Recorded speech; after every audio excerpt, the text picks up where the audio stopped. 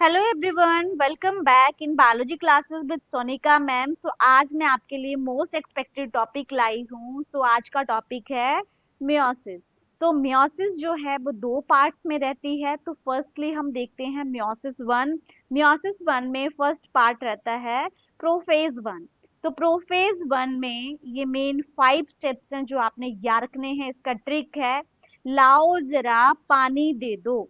So L से leptotene, Z से zygotene, P से पैकेटीन, डी ई आई से इससे रखना है आपने डिप्लोटीन, डी ओ का ए बना दो तो इससे डायाकाइनेसिस या रखना है आप लोगों ने। सो फर्स्ट स्टेप है यहाँ पे प्रोफेज वन का लेप्टोटीन। तो यहाँ पे क्रोमोसोम्स क्या हो जाते हैं, थिक हो जाते हैं, जिसका मतलब है कॉम्पैक्टेशन ऑफ क्रोमोसोम। दोनों का मीनिंग सेम है, या रखना है इसको, एक ही लाइन में या रखना है। तो नेक्स्ट स्टेप है आपका जाइगोटीन। जाइगोटीन में क्या होता है, जो होमोलोगस क्रोमोसोम्स है वो पेयर अप हो जाते हैं, जिसको बोलते हैं साइनेप्सिस। तो इंपॉर्टेंट पॉइंट है आपका ये फर्स्ट। तो इसमें क्या याद रखना है आपने कि साइनेप्सिस कौन से स्टेप में होती है, तो जाइगोटीन में। सेकंड स्टेप पे इंपॉर्टेंट पॉइंट है यहाँ पे कि सिनेप्टोनिमल कॉम्प्लेक्स कहाँ पे बनता है, जाइगोटीन में। Synaptonemal complex actually chemical complex होता है और होमोलोगस क्रोमोसोम्स को जोड़े रखता है। और नेक्स्ट पॉइंट है, ये थर्ड पॉइंट याद रखना है आप लोगों ने कि बाइवेलेंट या टेट्राड जो है वो कहाँ पे बनता है, जाइगोटीन में, बट यहाँ पे क्लियरली विजिबल नहीं होता। ठीक है, तो ये आपके मेन इंपॉर्टेंट 3 पॉइंट्स। फोर्थ आप इसको भी ऐड कर लें।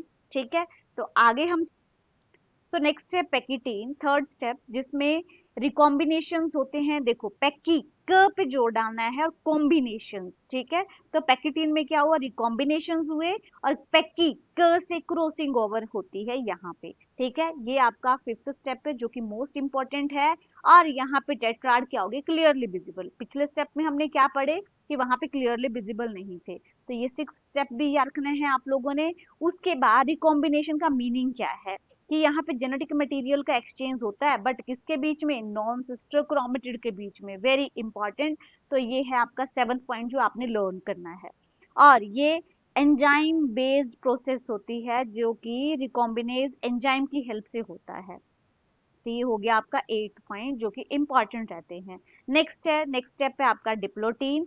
तो यहाँ पे मोस्ट इंपॉर्टेंट आपने याद क्या रखना है कि यहाँ पे जाइगोटीन में क्या हुआ था, स्नेप्टोनिमल कॉम्प्लेक्स बना था। अब यहाँ पे क्या हो जाएगा, डिसोल्यूशन हो जाएगा स्नेप्टोनिमल कॉम्प्लेक्स का। कौन से स्टेप में हुआ, डिप्लोटीन में। क्लियर। उसके बाद यहाँ पे याद रखने वाला पॉइंट है, ये हो गया आपका 9th पॉइंट। और ये काइजमेटा जो है, एक्स शेप्ड स्ट्रक्चर होता है, वो कहाँ पे बनता है, डिप्लोटीन में। और मोस्ट इंपॉर्टेंट ये है आपका 11th पॉइंट कि कुछ वर्टिब्रेट्स होते हैं जिनके oocytes जो हैं वो लॉन्ग टाइम के लिए सस्पेंड हो जाते हैं डिप्लोटीन स्टेज में। तो ये है कुछ मंथ्स के लिए और कुछ ईयर्स के लिए। क्लियर।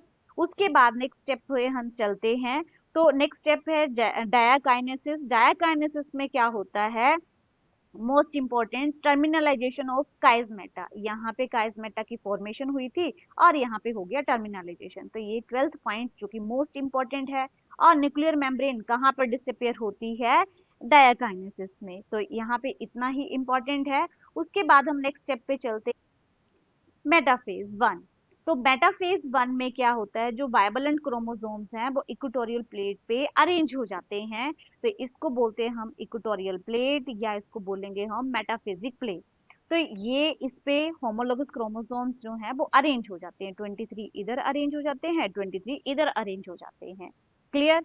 उसके बाद यहाँ पे मोस्ट इंपोर्टेंट पॉइंट क्या रखना है आप लोगों ने कि जो क्रोमोसोम्स के साथ यहाँ पे स्पिंडल फाइबर जो अरेंज होते, अटैच होते हैं, वो क्रोमोसोम के सेंट्रोमेयर से नहीं अटैच होते हैं। वेरी इंपॉर्टेंट, काइनेटोकोर से अटैच होते हैं।